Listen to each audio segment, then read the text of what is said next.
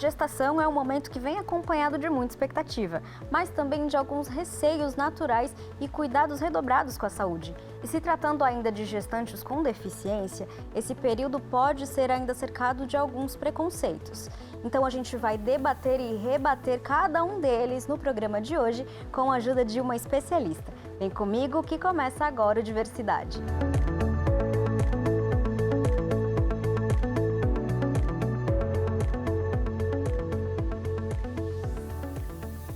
Olá, sejam todos bem-vindos a mais um Diversidade. Eu sou a Suelen Gonçalves e vou fazer a minha audiodescrição para a gente começar o nosso papo de hoje. Eu sou uma mulher cadeirante, de pele branca, cabelos e olhos castanhos escuros. Meu cabelo é bem longo, cacheado. Eu estou usando uma camiseta preta, saia longa bege e sapatos pretos também. No programa de hoje eu conto com a presença da doutora Maria de Fátima Duarte, que é especialista em ginecologia e obstetra responsável pelo projeto Sábado Sem Barreiras, que foi realizado no Hospital Estadual Pérola Byton e o primeiro ambulatório oferecido para serviços públicos de atendimento dedicado a mulheres com deficiência. Seja muito bem-vinda, doutora. Obrigada pela sua presença. Eu queria agradecer a você, Sueli, pelo convite, à Câmara dos Vereadores de São Paulo, por esse espaço que a gente possa estar contribuindo com a saúde das mulheres. Eu sou uma mulher branca, de 1,60 m, eu tenho a pele clara, os olhos castanhos escuros, o cabelo era castanho escuro, mas agora fica castanho médio com as pinturas, né? Tenho um cabelo crespo, estou usando uma roupa, um conjunto azul marinho, com uma blusa azul marinho e um sapato preto. Tá. Perfeito. Vamos falar logo do Sábado Sem Barreiras, que com certeza foi um divisor de águas, né? Que funcionou em benefício das mulheres com deficiência que usam o sistema público de saúde. Foi realmente revolucionário ter criado esse espaço. Foi um espaço de atendimento multidisciplinar das mulheres com deficiência. Lá a gente tinha, primeiro, uma coisa inédita, que era uma sala de conversa, uma roda de conversa na recepção, onde as mulheres estavam aguardando ser atendidas. A gente fazia essa roda de conversa. Nessa roda se discutia direito, como elas tinham chegado, quais seus problemas, o que elas gostariam de ter reportado dentro do atendimento. Então, a hora que as mulheres iam para a consulta comigo, elas iam mais empoderadas, porque elas já tinham passado nessa roda de conversa com fisioterapeutas, com naturólogos, com psicólogos. Então, havia música, havia canto. Então, essas mulheres se sentiam muito fortalecidas para ir dentro da consulta. Nesse dia eram examinadas, elas eram também, faziam exames de sangue, faziam ultrassom, faziam a colpocitologia oncótica, o Papa Nicolau. Então era um espaço que foi muito transformador. E foram 12 anos de atendimento e isso repercutiu para outras conquistas, como foi a conquista de um projeto de lei que foi aprovado por unanimidade, foi apresentado pelo Li Correia, pela Silvia, pela Elaine do PSOL, pelo Carlos Bezerra, e foi aprovado por unanimidade, sancionado em agosto de 21, levando para as unidades básicas o atendimento no espaço inclusivo, onde essas mulheres podem ser atendidas com diminuição das barreiras arquitetônicas. E para além da diminuição das barreiras arquitetônicas, a gente também precisa falar da especialização e do treinamento desses profissionais para atender de forma mais humanizada e específica, de acordo com as especificidades de cada gestante PCD, né? Porque as barreiras, Sueli, elas não são só arquitetônicas, elas são principalmente de atitude e de comunicação. Então, a barreira arquitetônica, eu sempre falo que as mulheres, quando eu examino, elas não querem ser levantadas para serem atendidas no colo, porque isso é infantilização da mulher. Então, a cadeira, a maca acessível, ela faz com que a mulher, ela se leve, ela se transporta. Então, isso faz uma total diferença para as mulheres, porque as mulheres não querem ser infantilizadas, elas não querem que sejam atendidas com outras pessoas. Então, é importante que essa conversa, essa fala, essa autonomia faz toda a diferença para essa mulher. A gente mencionou as barreiras arquitetônicas e algumas mais, né? Quais hoje são os principais desafios na acessibilidade para o atendimento de uma gestante, para esse período pré-natal? Olha, é tão importante que essa mulher com deficiência, ela se dê o direito de engravidar. Ela ter esse direito, se ela quiser, porque nem todas as mulheres querem ser mães, né? Então, às vezes, no fundo, todas as mulheres querem ser mãe. Não, as mulheres, muitas, eu atendo há 50 anos, as mulheres de todas as raças, de todos os níveis socioeconômicos, tem as que querem ser mãe e as que não querem ser mãe. Mas aquela que quer ser, ela tem que ter o direito de ser acolhida. Direito através de políticas públicas, através de espaços de atendimento, de entender as diversidades da mulher. Então, a mulher é mais do que a sua deficiência. Então, hoje, o atendimento é importante, que a mulher, ela é além da sua deficiência. É lógico que você tem determinadas condições de saúde, questões que podem ser colocadas, mas que dentro do atendimento multidisciplinar, você entendendo essa mulher como única dentro daquele momento, vai diminuir esses fatores de riscos. Né? Dentro dessa equipe multidisciplinar, qual é a função ali nesse trabalho de formiguinha de cada um desses profissionais no acolhimento mesmo? Então, quando a mulher com deficiência engravida, é importante você colocar essa deficiência, né? Então, por exemplo, a gente no último censo de 22, a população do Brasil era 2 milhões e 13 mulheres. Hoje a gente, de pessoas, a gente acredita já em 2025 que sejam 215 milhões. Então, para 202 em 2022, eram quase 15 milhões de pessoas com deficiência. E na escala, primeiro a deficiência visual, depois a deficiência física, depois auditiva e depois mental. Então, veja, são mulheres perfeitamente possíveis de gestar. E a deficiência ela vai aumentando a partir do momento da idade. Então, nas mulheres, por exemplo, com deficiência visual, é muito importante que tenha um piso acessível. Tem um piso que determine aonde ela vai, quais são essas barreiras para ela poder ser atendida. Usar a questão tridimensional para ela, o 3D, para ela entender como é que vai ser o feto, como é que vai estar o seu corpo, como é que vai ser o parto. E na mulher com deficiência, a mulher cadeirante, quais as coisas mais importantes que acontecem? Primeiro, entender que é uma gravidez de risco e isso olhar mais essa mulher. Então, quais as complicações que são mais comuns? Porque a mulher fica mais sentada, o que eu vi nesse meu atendimento, as mulheres acabam não tomando água. Por que não toma água? Porque não vai ter um banheiro, não vai ter um espaço, aí não toma água, aí o que vai ter? Mais chance de ter infecção urinária. Se eu for hoje no Hospital das Clínicas ou no Hospital Pérola Baito, eu estou pegando 2 hospitais de referência, um particular, outro do serviço público, qual é a causa mais comum que as gestantes são internadas? Infecção urinária. Porque a infecção urinária ela vai poder ter comprometimento para a mulher, ela pode ter uma septicemia, pode ir para o rim, pode perder um rim, mas ela, na gravidez, ela é a principal causa de abortamento e de parto prematuro. Então, se a gente estimular que essa mulher tome água, que ela tenha um espaço onde ela possa trocar, urinar, não ter medo de urinar, e também a água vai determinar que ela não fique tanto com o intestino preso, porque na gravidez o intestino prende mais. Outra coisa, conforme o útero vai aumentando, aumenta mais a pressão dentro do tórax, então ela pode ter mais complicações respiratórias.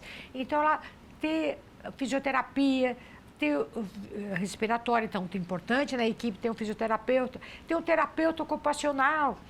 Também a questão das pernas, você tem mais chance de ter trombose. Então, usar meia elástica, usar anticoagulantes que podem diminuir essa chance, porque a grávida, só por estar grávida, ela já tem mais chance de ter trombose, porque aumentam os fatores de coagulação. Então, tudo que a mulher deficiente tem, ela tem já. A mulher sem deficiência também vai ter, mas você vai ter que entender isso e criar estratégias para que essa mulher não tenha medo da gravidez, ter resolução para os seus problemas. Então, anemia, alimentação, nutrição, drenagem linfática, tudo isso é importante e faz a diferença. Então, não pode ser só o obstetra, tem que ser uma equipe multidisciplinar. Perfeito. Infelizmente, a gravidez de uma pessoa com deficiência, ela é cercada por mitos. Há gente que ainda acredite que uma mulher com deficiência não deveria ou não poderia engravidar, ainda hoje. E o primeiro deles é que o bebê indubitavelmente vai nascer também com algum tipo de deficiência em todos os casos. Isso é verdade, doutora? Não é verdade, não é verdade isso. Porque a gente vive uma sociedade muito capacitista, então é a capacidade. Então, essa mulher deficiente, ela não vai ser capaz de criar esse filho, ela não vai poder ter parto normal, vai ter que ter cesárea, ela não vai conseguir segurar esse bebê. Então, a gente precisa ter uma rede de apoio. Cada criança que nasce não é só da família, não é só da mulher, é da sociedade. Então, nós precisamos ter uma rede de apoio dentro das políticas públicas, dentro da casa, dentro da família. E a mulher, olha, quais deficiências são genéticas? São muito poucas. A grande maioria das deficiências que eu atendi nas mulheres eram por quê? Por paralisia infantil, por tiro, por facada, por acidente de carro. Muito poucas eram genéticas. E dentro dessas que são genéticas, quais que vão ser hereditárias, que vão passar para a geração? É mínimo, é mínimo. Então, existe esse olhar de que essa mulher vai ter essa perpetuação da deficiência? Não. E as mulheres, quando eu pergunto para elas, olha, se você tivesse um filho igual a mim, você queria? Queria. Isso é que é importante. Então, esses direitos, a gente tem que mudar esse olhar da sociedade. E isso vai ser mudado a partir do momento que a mídia coloque mais apresentadoras com deficiência, que você tenha... Hoje a gente tem tanta linguagem das libras e a deficiência auditiva, ela é a terceira. Primeiro a visual, depois a física, depois a auditiva, depois a mental. Então, essa representatividade, apresentadores, ter médicos, quanto mais a mulher, porque a mulher se vê mulher no olhar do outro. Isso é importante. A menina se vê mulher através do olhar do outro. Então, se essa mulher se encontrar nos espaços de poder, ela vê representatividade, isso vai modificar. Então, isso que é importante, que essa mulher seja vista como elemento, porque não existe independência afetiva sem independência econômica. Então, nesse censo de 22, grande parte das mulheres com deficiência, uma parte grande das pessoas com deficiência eram mulheres, e uma parte grande dessas mulheres ainda não tinham uma escolaridade de nível superior. Eu fiz esse mapeamento, só apenas 10% das pessoas tinham curso universitário. Também não é permitido que essa mulher tenha a sua sexualidade. Eu fiz uma pesquisa sobre sexualidade e elas falavam para mim, puxa, Fátima, nunca ninguém nem me perguntou se eu tenho relação, que dirá se eu tenho prazer na minha relação, se a minha relação é boa, se a minha parceria corresponde aos meus desejos. Então, essa leitura dos direitos sexuais e reprodutivos de todas as mulheres acaba impactando mais a mulher com deficiência. Perfeito. Doutora, nosso papo está fluindo super bem, mas eu preciso fazer uma pausa pequena para o nosso intervalo e a gente retoma depois, tudo bem? Tá ótimo. Bom, a gente vai fazer uma pausa bem rapidinha, como eu já falei. E se você gosta do Diversidade, aproveita esse espacinho de tempo para salvar a playlist do nosso programa, a sua lista de favoritos lá no YouTube. Assim você não perde nenhuma das nossas edições e é sempre notificado quando aparece um vídeo novo, quando o vídeo novo for ao ar. Não sai daí, nós voltamos já já.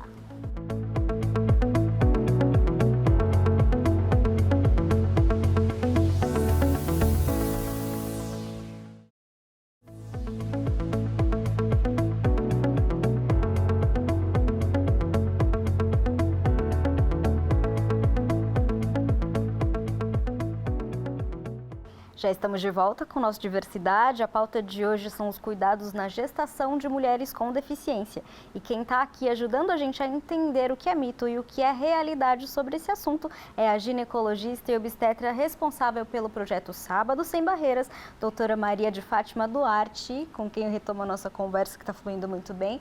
A gente vinha falando dos tabus a respeito de uma gestação de uma mulher com deficiência. Eu queria saber em que casos, de fato, existe um risco maior de que essa gestação não evolua e o quanto isso de fato é atribuído à deficiência dessa mãe? Olha, Sueli, existem casos de doenças importantes que é muito complicado para essa mulher a gravidez, mas é uma minoria. Vou te falar algumas. Uma insuficiência renal, onde na gravidez você tem uma sobrecarga do rim, porque o rim tem que trabalhar 30% mais, então isso é inviável para essa mulher. Algumas doenças cardíacas que não vão ser possíveis da gravidez. Então, se essa mulher engravidar, existem casos do abortamento sugerido, interrupção da gestação, quando essa gravidez vai determinar a morte dessa mãe. Então, doenças cardíacas, doenças renais, algumas doenças reumatológicas, por exemplo, o lúpus eritematoso, se ele tiver agudo, uma doença autoimune aguda, o tratamento dessa doença não é possível com os medicamentos. Aí existem essas complicações. Agora, na grande maioria das vezes, essa mulher com deficiência não está incluída. Então, ela não vai ter necessariamente uma doença cardíaca. Ela não vai.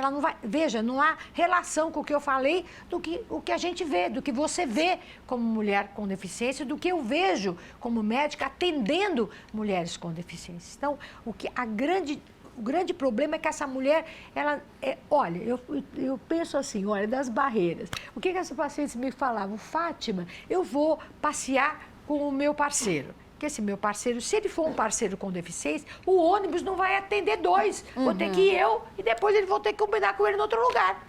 Então, eu falei, gente, então esses espaços urbanos não são permitidos. Essa mulher com deficiência, muitas vezes, ela tem dificuldade para ter uma parceria, porque ela não vai estar dentro desses outros espaços. Então, à medida que você permite isso, você vai ver como isso é possível e é normal. Eu queria, inclusive, fazer uma pergunta que agora é pessoal minha. Existe também uma questão estrutural, uma questão de estrutura do corpo da mulher com deficiência, porque no meu caso, por exemplo, onde os órgãos internos eles já são naturalmente comprimidos por uma questão estrutural, e aí com a gestação ainda se comprime mais, isso também apresenta um risco? Aí, Sueli, aumentaria mais o risco de parto prematuro, né? De compressão na parte respiratória e cardiológica, como se você tivesse uma gravidez de trigêmeos, quadrigêmeos. Então, o corpo é mecânico. Então, essa mecânica, ela vai fazer um processo de compressão. Então, aí, por isso é importante a respiração, a questão vascular para trombose e, às vezes, o parto melhor pode ser, às vezes, o parto via abdominal, não o parto via vaginal. Mas isso vai ser colocado com muito cuidado com a mulher. A mulher tem que ter participação nesse processo decisório, ela tem que saber o que está acontecendo, ela tem que ter o direito de ter o seu companheiro, a sua parceria ou a pessoa que ela escolheu na hora do parto. Isso é super importante. Ela ter direito ao acompanhamento e não ser decretado pela equipe médica que vai ser cesárea e que essa cesárea vai ter que ter uma interrupção. Então, se a todo momento, por isso que a Federação Brasileira de Ginecologia e Obstetrícia considera a gravidez numa mulher com deficiência uma gravidez de risco. O que é uma gravidez de risco? Ela tem que ter mais cuidado. Mais cuidado, não ela. O serviço de saúde tem que ter mais cuidado. Então, ela tem que ter mais consultas pré-natais, ela tem que ter mais exames pré-natais. Ela, às vezes, pode ser que tenha que ser necessário uma internação anterior para tratar da trombose, para tratar dos riscos de parto prematuro. Ela tem que ser encaminhada para um serviço de referência. E esse parto também, se essa criança tiver alguma coisa, que haja esse acolhimento, alguma coisa se for um parto prematuro. Então, os riscos importantes são compressão cardiovascular, podendo aumentar o risco de pressão alta, trombose, parto prematuro e infecção urinária. Eu gostaria que a gente pudesse separar agora os momentos da gestação, né? O durante, o antes, que também é muito importante, quando ainda está na fase do planejamento dessa gestação, que Acho que é ainda mais importante esse planejamento quando é uma mãe PCD, né? Colocando ali todos os riscos na mesa, sendo muito honesta enquanto equipe multidisciplinar. E também o pós-parto. Eu queria saber quais são esses cuidados em cada fase da gestação. Então, no pré-natal, 50% das gravidezes são programadas, 50% não são. Então, não vai ser diferente para a mulher com deficiência, vai ser igual. Eu atendo mulheres que 50% elas pensaram, aí quando estão pensando, o que comer? Quanto mais cedo, olha a importância do diagnóstico precoce da gravidez. Então, hoje você tem exames de diagnóstico de gravidez baratos e precoces, que não precisam que a mulher vá para o hospital. Ela faz o seu exame, compra na farmácia, tem exames que são baratos, e ela faz, sabendo que está grávida, ela deve tomar ácido fólico antes de 8 semanas, porque o uso do ácido fólico diminui o risco de ter problemas no tubo neural. Então, tem algum problema que a coluna não feche e possa ter algum problema neurológico, de caminhar e tudo mais, de bexiga. Outra coisa, se o diagnóstico precoce, ela está com anemia, você vai corrigir essa anemia com ferro, com ácido fólico, com ferro, o cálcio na alimentação, a vitamina D, que muitas vezes é baixa, porque às vezes as pessoas não se expõem tanto ao sol. Numa cidade como São Paulo, as casas às vezes são umas próximas das outras, não há exposição ao sol. Então, corrigir isso, corrigir uma dieta com muita proteína. Proteína é carne, é ovo, é leite, corrigir. Então, os distúrbios alimentares são muito importantes. Ver se tem alguma infecção urinária já logo no começo da gravidez, para tratar, para evitar que haja um problema de abortamento ou de parto prematuro.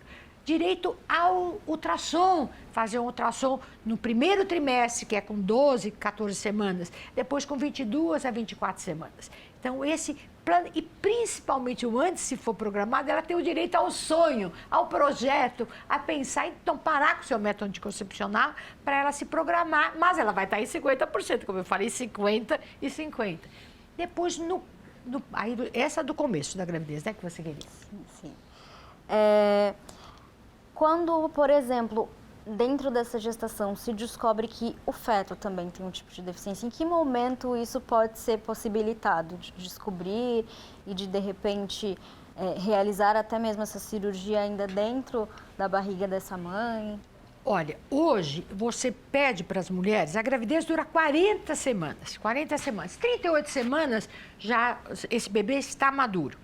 Então, o primeiro trimestre, que é de 1 a 14 semanas, a gente faz um ultrassom com 11 a 13 semanas, onde nesse ultrassom você mede o quê? A prega da nuca do bebê, vê o osso nasal, mede a perninha, vê o fluxo venoso, e isso vai ter estatisticamente um risco dela ter alguma doença cromossômica. Então, quanto mais velha é a mulher, mais chance ela tem de ter esse risco. Mas isso é um risco que acontece em todas as idades. Por exemplo, aos 14 anos, ela tem uma chance de 1 para 2.000. Mas também a gente não quer que as mulheres engravidem aos 14 anos. Hoje as mulheres engravidam com mais de 20 anos, com mais de 30 anos. Então, em 28, 30 anos, o risco é 1 para 400, 1 para 300, nunca é 0. Aí, quando você faz esse exame morfológico, esse é do primeiro trimestre, você faz outro exame morfológico, também com 22 a 24 semanas. Aí você vê se os 2 rins estão adequados, se existe algum rim dilatado, se existe alguma malformação cardíaca, alguma malformação cerebral com mais líquido. Então, pode ser colocado uma válvula intrauterina, você pode fazer uma cirurgia de diminuir a válvula do rim para não voltar tanto urina para trás, para não alterar esse rim. Esse do tubo neural, você pode fazer uma cirurgia dentro do útero, que você vai diminuir a exposição dos vasos. Olha que fantástico. E com isso, essa criança, ela vai ter melhor projeção. E o importante é que não haja, na hora do nascimento, o momento da notícia. Então, você fica desesperado para achar vaga no hospital de referência. Eu tive uma experiência com um sobrinho meu que nasceu com problema de coração. Naquela época não se tinha ultrassom, e ele foi diagnosticado com 3 dias e acabou falecendo dentro da ambulância para ser transferido. Então, hoje, a gente, numa cidade tão diversa como São Paulo, com tanta população, mas nós temos o sistema único de saúde é capilarizado. Você tem possibilidade, todos os hospitais precisam ter um serviço de referência de cirurgia intrauterina, não. Mas o que é importante é aquele médico, aquela equipe que faz esse diagnóstico, saber que tem um serviço de referência para atender essa criança. E atender essa mãe, porque essa criança ela vai ser operada, essa mãe acabou de dar luz, essa mãe ainda é uma quase paciente, então essa mãe precisa ser acolhida, ela tem que ter um lugar para ela estar, para ela poder amamentar, para ela estar ao lado do seu filho. Perfeito. Agora a gente, infelizmente, já está partindo para o final do nosso papo, mas eu queria primeiro que a senhora deixasse um recado para as mulheres que vão nos assistir e também falar um pouco desse cuidado que não é só durante ali o atendimento, mas o cuidado que elas precisam ter dentro de casa, ali junto com os seus, junto com a sua rede de apoio, porque é uma via de mão dupla, né, doutora? A gente também precisa se cuidar. E olha, depois do parto, muitas mulheres têm um entristecimento, muitas mulheres têm uma pequena depressão ou até uma depressão mais séria. Isso está relacionado com 3 coisas: com o parto, com o tipo de parto, se esse parto foi traumático, se esse parto foi humanizado, se essa mulher se sentiu agredida, com a criança, se essa criança foi prematura, não foi prematura, e com a rede de apoio, o papel da parceria e da rede de apoio. Então, essa rede de apoio essa rede de apoio tem que ser familiar, mas tem que ser através de políticas públicas. Porque hoje o cuidar é extremamente feminino. Então, a gente precisa ter uma enfermeira que visite, uma assistente social que vá na casa para ver como está um agente de saúde comunitário, criar redes de apoio para que essa mulher, se tiver o direito de ficar triste, que ela tenha como dividir, porque é uma sobrecarga. A criança não vai mamar uma vez por noite, ela vai mamar de 2 a 3 horas. E essa mulher, ela está passando também por um período de entrada dentro do mundo novo. Agora, quanto mais ela estiver protegida, assistida, não ter medo de falar dos seus sentimentos, ser acolhida, humanizada, mais vai ter um sucesso para esse bebê, para essa mãe, para essa família e para essa rua, para essa sociedade, para esse bairro, que vai ter uma mãe e uma criança bem acolhida. Doutora, por falar em sucesso, eu tenho certeza que esse programa, quando for ao ar, vai ser um sucesso. Muito obrigada por estar aqui com a gente. Foi de grande valia aprender com a senhora e volte mais, porque tem muitos outros assuntos da saúde da mulher que a gente pode debater aqui. Ah, ótimo, vai ser um grande prazer, Sueli. Estou muito feliz de estar aqui e obrigada desse convite, desse espaço para falar das mulheres. Obrigada. Bom, gente, eu fico por aqui, mas eu te lembro que toda sexta-feira, às 13h, tem um episódio novo. Então não deixe de nos assistir. E para se manter bem informado, siga a Câmara Municipal de São Paulo no Instagram, @Câmara São Paulo. Obrigada pela sua companhia e até o nosso próximo programa. Rede Câmara São Paulo, sua conexão com a política da cidade.